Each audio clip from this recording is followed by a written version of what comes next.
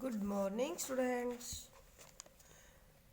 Welcome in our science class. Today we will do lesson 2 question answer यानी कि objective type exercise आज हम करेंगे लेसन 2 की। फर्स्ट है इसमें ऑब्जेक्टिव टाइप एक्सरसाइज। इसमें है एमसीक्यूज दिए हुए हैं यानी कि मल्टीपल चॉइस क्वेश्चन आंसर्स आपको दिए गए हैं, जिसमें आपको ऑप्शन को रीड करके करेक्ट आंसर पे आपको टिक करना है। तो इसमें फर्स्ट क्वेश्चन है, which one of following item does not provide dietary fibre.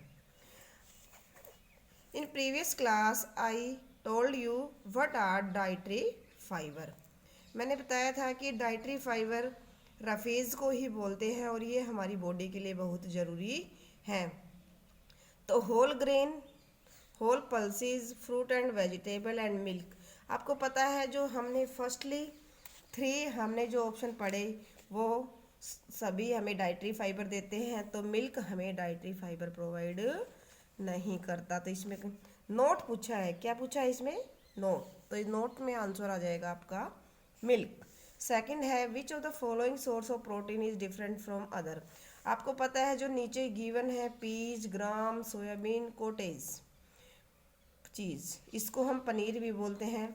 तो इसमें ये पहले जो तीनों ऑप्शन है ये प्रोटीन के क्या है, ये आपकी सारी प्लांट्स हैं यानी कि क्रॉप्स हैं, लेकिन आपका जो पनीर है वो आपको एनिमल से मिलता है, इसलिए ये सभी से क्या हो गया? डिफरेंट हो गया। क्या हो गया बेटा? Different. Which of the following nutrients is not present in milk. कि मिल्क में क्या प्रेजेंट नहीं होता। आपको पता है मिल्क, हम प्रोटीन की बात करें तो उसके सोर्स में भी हम मिल्क को काउंट करते हैं, कैल्शियम में भी, विटामिन डी में भी, लेकिन विटामिन सी में हम इनको काउंट नहीं करते। Read the food item given below. कि हमें नीचे दिए गए फूड आइटम को स्टडी करना है, रीड करना है, फिर हमने बताना है कि इनमें से कौन से फूड आइटम है जो हमें एनर्जी गिविंग फूड, जो हमें एनर्जी देते हैं और जिन्हें हम एनर्जी गिविंग फूड कहते हैं। तो आपको पता है वीट, घी, वीट से हमें कार्बोहाइड्रेट मिलता है, घी से हमें फैट मिलता है, both are counted in energy giving food. तो इसमें first and second option C में दिया गया है, तो ये करेक्ट ऑप्शन हो जाएगा आपका। अगला है, read the following statement about the disease. कि हमें डिजीज के बारे में ये स्टडी करना है।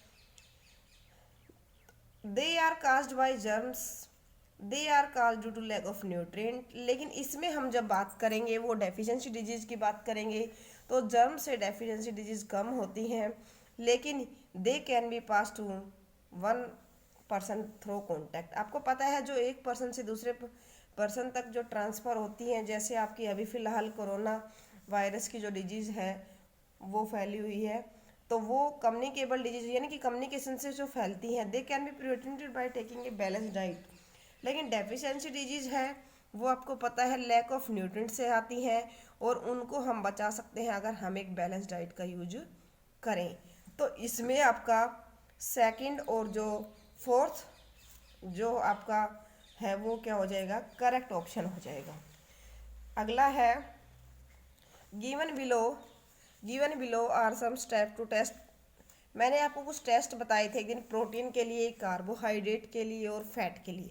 तो इसमें प्रोटीन का है, प्रोटीन में हम क्या करते हैं, पहले जो भी हमें फूड आइटम दिया जाता है उसका हम पेस्ट बनाते हैं, यानी कि उसका हम पेस्ट बनाते हैं या फिर हम उसको पाउडर फॉर्म में कन्वर्ट करते हैं। उसके बाद क्या करते हैं बेटा, उस फूड आइटम को टेस्ट ट्यूब में डालते हैं और फिर उस फूड आइटम में हम वाटर को ऐड करते हैं एंड शेक इट, और उसे हिलाते हैं। फिर हम क्या करते हैं, उसमें कुछ ड्रॉप आपकी कॉपर सल्फेट सॉल्यूशन की डालते हैं।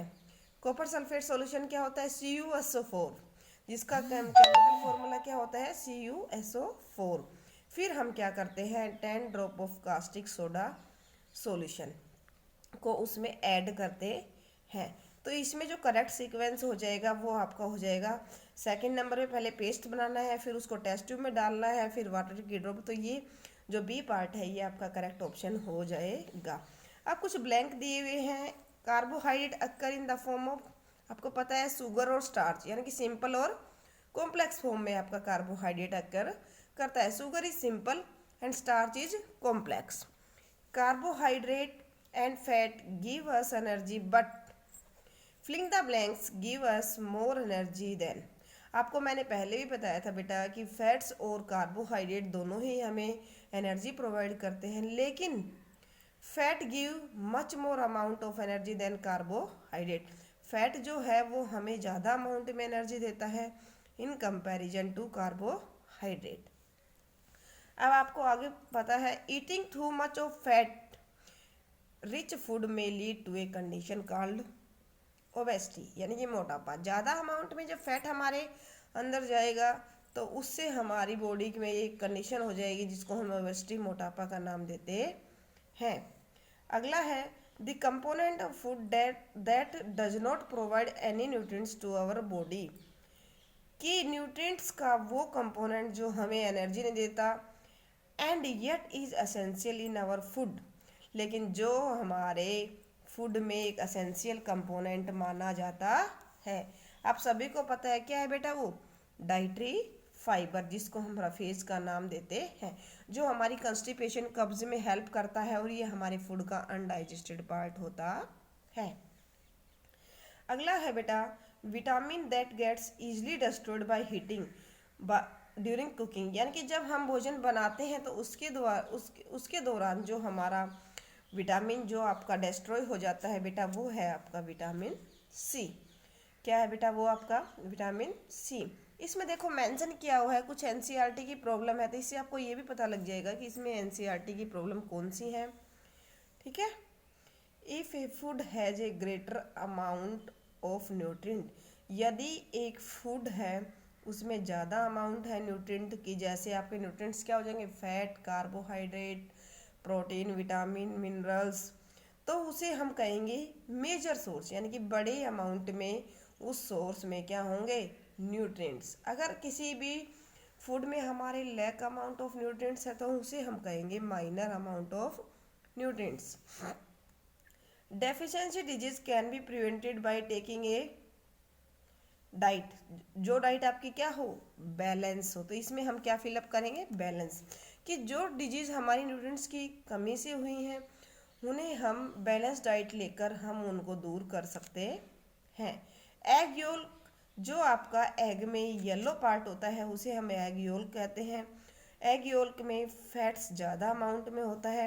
एग एल्बुमिन, यानी कि जो वाइट पार्ट होता है उसे हम एग एल्बुमिन कहते हैं, और उसमें आपका प्रोटीन ज़्यादा अमाउंट में होता है।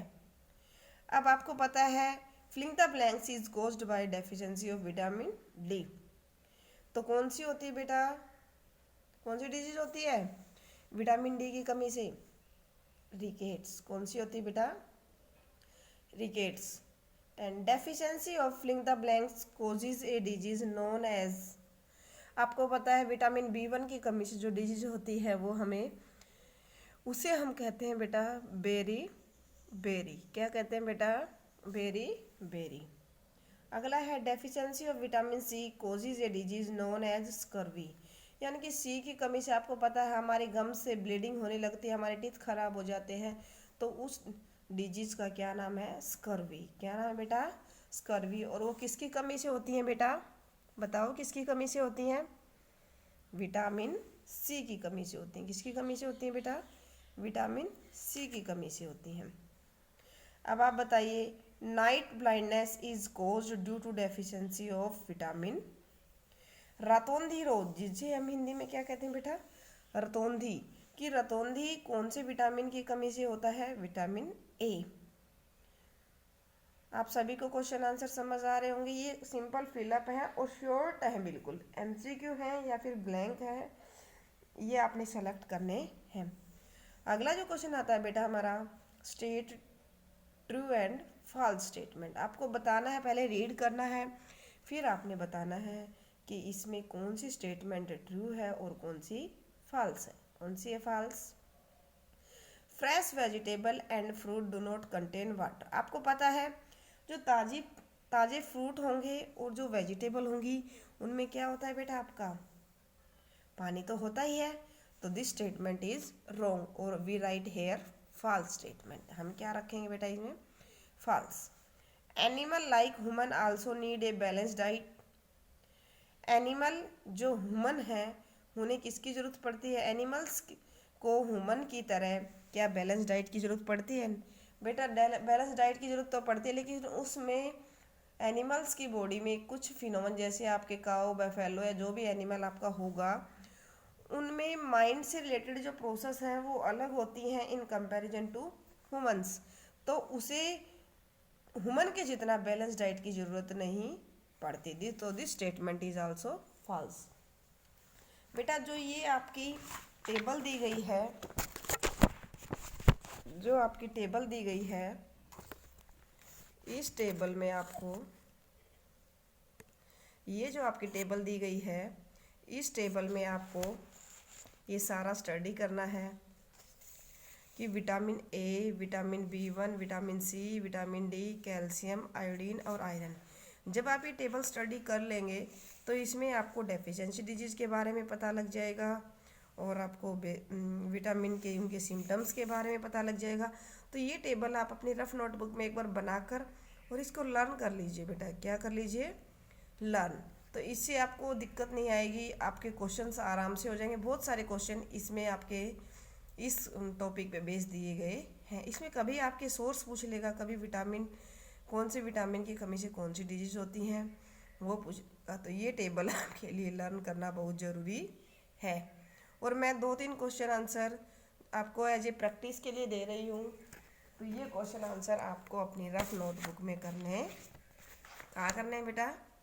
रफ नोट बुक में। और ऐसा नहीं है कि क्वेश्चन डिफ़िकल्ट हैं, ये क्वेश्चन सारे आपके स्टडी किए हुए हैं और आप चैप्टर की रीडिंग लेते रहें बार बार, तो उससे आपको क्वेश्चन आंसर करने में दिक्कत नहीं आएगी। Thank you.